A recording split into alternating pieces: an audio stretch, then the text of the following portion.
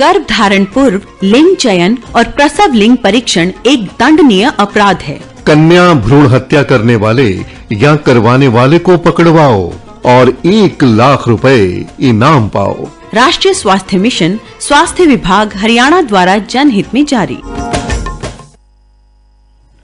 नमस्कार, आकाशवाणी चंडीगढ़ से प्रादेशिक समाचारों के साथ मैं रत्तिका। पहले इस बुलेटिन के मुख्य समाचार।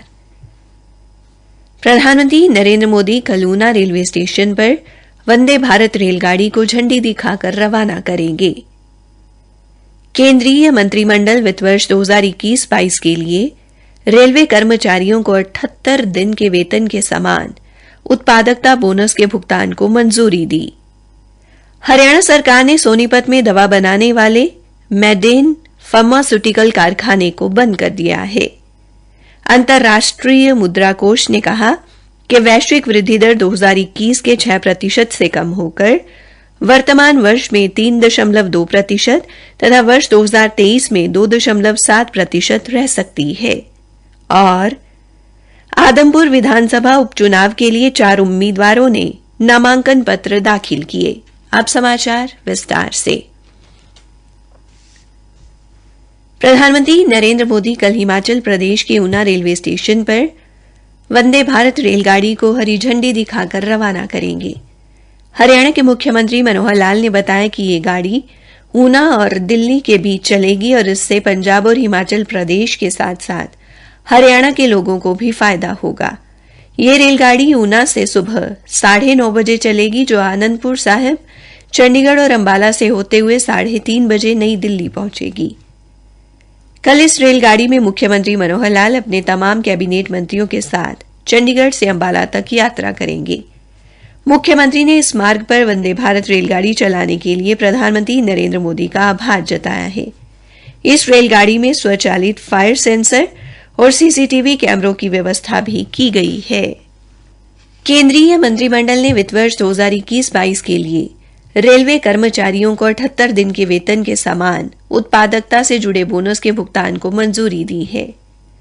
सूचना एवं प्रसारण मंत्री अनुराग ठाकुर ने मंत्रिमंडल की बैठक के बाद बताया कि लगभग 11,27,000 अराजपत्रित कर्मचारियों को बोनस दिया जाएगा। केंद्रीय मंत्रिमंडल ने घरेलू रसोई गैस में नुकसान के लिए सार्वजनिक क्षेत्र के उपक्रमों व तेल विपणन कंपनियों को एकमुश्त अनुदान के रूप में 22,000 करोड़ रुपए देने को भी मंजूरी दी है। श्री ठाकुर ने कहा कि इससे उन्हें आत्मनिर्भर भारत अभियान के प्रति अपनी वचनबद्धता को जारी रखने में मदद मिलेगी, जिससे घरेलू रसोई गैस की निर्बाध आपूर्ति सुनिश्चित होगी। केंद्रीय युवा मामले एवं खेल मंत्री अनुराग सिंह ठाकुर ने आज नई दिल्ली में विश्व डोपिंग रोधी एजेंसी वाडा की एथलीट बायोलॉजिकल पासपोर्ट संगोष्ठी का शुभारंभ किया। शुक्रवार तक चलने वाली ये संगोष्ठी पहली बार राष्ट्रीय डोपिंग रोधी एजेंसी और राष्ट्रीय डोप परीक्षण प्रयोगशाला ने मिलकर आयोजित की है। मीडिया से बातचीत में श्री ठाकुर ने बताया कि डोपिंग की चुनौतियों से निपटने के लिए सरकार ने कई कदम उठाए हैं।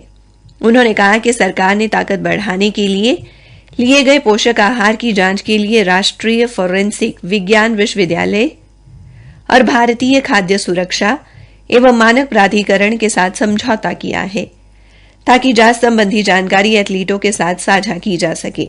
श्री ठाकुर ने कहा कि इस संगोष्ठी से देश ही नहीं बल्कि दुनिया को भी फायदा होगा। प्रादेशिक समाचार आकाशवाणी चंडीगढ़ से प्रसारित किए जा रहे हैं। हरियाणा सरकार ने सोनीपत में दवा बनाने वाले मेडेन फार्मास्यूटिकल के कारखाने को बंद कर दिया है। यह कदम विश्व स्वास्थ्य संगठन की इस कंपनी द्वारा बनाई गई खांसी की दवा के सेवन से गांबिया में 66 बच्चों की मौत को लेकर आगाह किए जाने के सप्ताह बाद उठाया गया है। मेडेन फार्मास्यूटिकल की दवा निर्माण सुविधाओं में कई बड़ी अनियमितताएं पाई गई। हरियाणा के स्वास्थ्य मंत्री अनिल विज ने मीडिया से बातचीत में बताया कि विश्व स्वास्थ्य संगठन द्वारा बताए गए 3 दवाओं के नमूने कोलकाता में केंद्रीय दवा प्रयोगशाला में भेजे गए हैं। उन्होंने कहा कि रिपोर्ट का इंतजार है और उसके आधार पर ही कार्रवाई की जाएगी। श्री विज ने बताया कि केंद्र व हरियाणा सरकार के दवा विभागों के संयुक्त निरीक्षण में विनिर्माण इकाइयों में लगभग 12 खामियां पाई गई और इसलिए दवा बनाने वाले कारखाने बंद करने का निर्णय लिया गया है।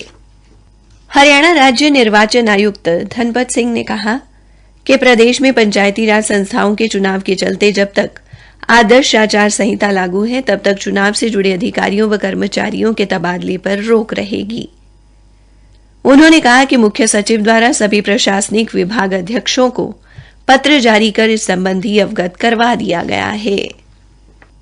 हरियाणा के राज्यपाल बंडारू दत्तात्रेय ने पवित्र पर्व करवा चौथ के अवसर पर प्रदेशवासियों को शुभकामनाएं दी हैं और सभी के परिवार के लिए सुख समृद्धि व शांति की कामना की है। उन्होंने कहा कि करवा चौथ का व्रत हर साल महिलाओं द्वारा अपने पति की लंबी आयु व परिवार की सुख शांति व समृद्धि के लिए रखा जाता है। यह पर्व परिवार के रिश्तों को मजबूत बनाने वाला होता है और विशेष रूप से यह पति पत्नी दोनों के लिए खास महत्व रखता है। अंतर्राष्ट्रीय मुद्रा कोष ने कहा है कि वैश्विक वृद्धि दर वर्ष 2021 के 6% से कम होकर मौजूदा वर्ष में 3.2% तथा अगले साल 2.7% रह सकती है। मुद्रा कोष ने कहा है कि वैश्विक वित्तीय संकट और महामारी के गंभीर दौर को छोड़कर वर्ष 2001 के बाद से ये सबसे धीमी वृद्धि दर होगी। मुद्रा कोष ने कहा कि विश्व की सबसे बड़ी अर्थव्यवस्थाओं अमेरिका, चीन और यूरोप क्षेत्र में आर्थिक धीमापन जारी रहेगा। वर्ल्ड इकोनॉमिक आउटलुक 2022 की रिपोर्ट में मुद्रा कोष ने कहा कि भारत दुनिया में सबसे तेजी से बढ़ने वाली बड़ी अर्थव्यवस्था होगा। आदमपुर विधानसभा उपचुनाव के लिए आज 4 उम्मीदवारों ने अपने नामांकन पत्र दाखिल किए।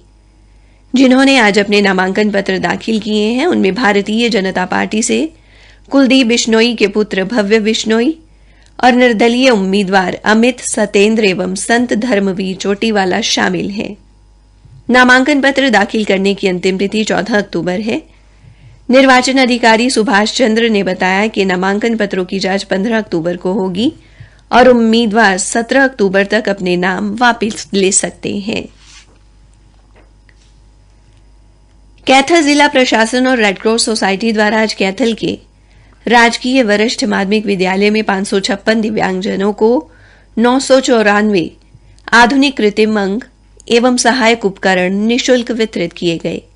इस कार्यक्रम का शुभारंभ अतिरिक्त उपायुक्त वीरेंद्र सहरावत ने किया। इस अवसर पर उन्होंने बताया कि एल्मिको कानपुर और चनालोन मोहाली के सहयोग से ये आधुनिक कृत्रिम अंग जैसे व्हीलचेयर, श्रवण यंत्र वितरित किए गए हैं जिन पर 58,81,000 रुपए की लागत आई है।